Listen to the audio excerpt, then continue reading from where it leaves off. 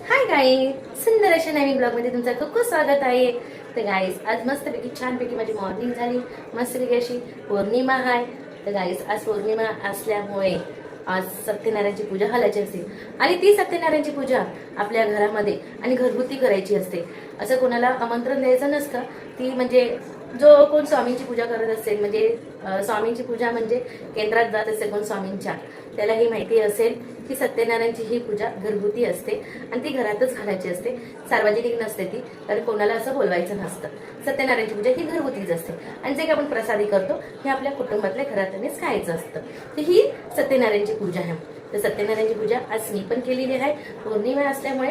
आणि पौर्णिमेला सत्यनारायणची पूजा करायची असते आणि अधिक महिना आहे. अधिक महिना असल्यामुळे सत्यनारायणची पूजा ही 5 दिवस असते, कंटिन्यू 5 दिवस असते. आपल्या इच्छा आहे 5 दिवस, 21 दिवस, जेवढे दिवस आपल्याला रेग्युलर करायचे असते तेवढे दिवस आपण रेग्युलर करायचे असते. जर 1 दिवस करायचे असेल, दुसऱ्या दिवशी उद्यापन करायचं, तर तसं पण करू शकतो आपण.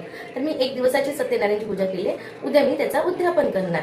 तर आज मी सत्यनारायणची पूजा केली, तर मी तुम्हाला पण दाखवते सत्यनारायणची पूजा मी आज केलेली. तर बघा, इथे ही माझी सत्यनारायणची पूजा केलेली आहे. मस्तपैकी अशी रांगोळी काढली आहे मी छानपैकी. हा नैवेद्य दाखवले शिराचा. आता मुलांनी खाल्लाय प्रसादी.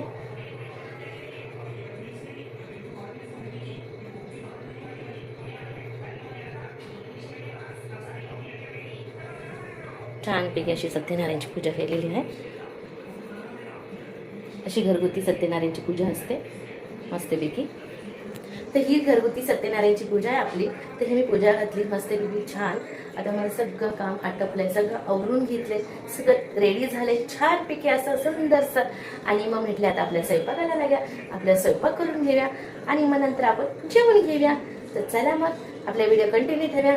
आणि स्वयंपाक मी बनवलाय एकदम साधा असा सिंपलचा असा स्वयंपाक बनवलाय मी. साधा सिंपल असा स्वयंपाक बनवलाय मी.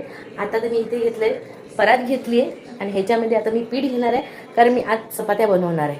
तर आता मी परातीमध्ये पीठ घेते आणि चपात्या करते. व्हिडिओ आपला असाच कंटिन्यू ठेवू. तर गाईस, अधिक महिना हा 3 वर्षातून एकदा येतो. आणि अधिक महिन्यामध्ये आपण आईची ओटी भरायची असते. आई जर नसेल आपली तर आपल्या बहिणीची ओटी भरायची असते आणि आपल्या कुलदेवतेची ओटी भरायची असते अधिक महिन्यामध्ये. तर गाईस, तुम्हाला पण माहिती आहे का, अधिक महिन्यामध्ये आपली आई जावयाला बोलवते, लेकीला बोलवते आणि सुनेचा पण असतो.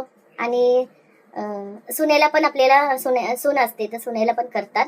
असं कायकांमध्ये आहे की सुनेला पण आपल्या ओटी भरतात, लेकीची ओटी भरतात आणि जावयाला बोलवतात. जावयाला पण काही आपल्या इच्छाने असेल तर आपल्या इच्छाने काय असेल त्या शक्तीने, आपल्या ज्या ऐपतीप्रमाणे काही लोक आपल्या जावयाचा पण जावई असतो त्या जावईचा पण करतात. जावयाला पण बोलवतात आणि जावयाला बोलून गोडधोड खायला घालतात. आणि जे आपल्याला वाटतं काय घ्यायचंय, एखादी टॉवेल पण आपण देऊ शकतो. तर अशा पद्धतीत जावयाला पण बोलून अधिक महिन्यामध्ये बोलून ह्या सगळ्या विधी करतात.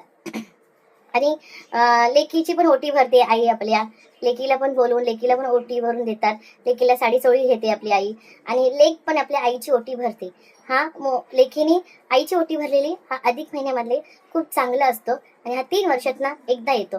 तर ह्या गोष्टी अधिक महिन्यामध्ये करायचं असतं आणि खूप चांगलं असतं. जसं काय, आई म्हटली आपली ही कुलदेवताचीच आई येते, मग आईची ही ओटी लेकीने भरायची असते आणि हे चांगलं असतं केलेलं. तर हे जर असं कोणी केलं नसेल तर असं करा आणि खूपच छान असतं आणि चांगलं असतं. ह्या गोष्टी केलेल्या, ह्या गोष्टी सारख्या येत नाही, 3 वर्षातनं एकदाच येतात ह्या गोष्टी. तर तुम्ही पण हे करा. अधिक महिना आहे, तर अधिक महिन्यात मी आईला साडी द्यायला आली आणि आज एकादशी आहे, कमला एकादशी आहे. तर म्हटले आता अधिक महिना तर संपत आलाय, त्याच्या आधी म्हणते अधिक महिन्याची आईला साडी देव्या. मी अधिक महिन्यासाठी आले आईला साडी द्यायला. लेकीने आईची ओटी भरायची असते, मी आईला साडी देते.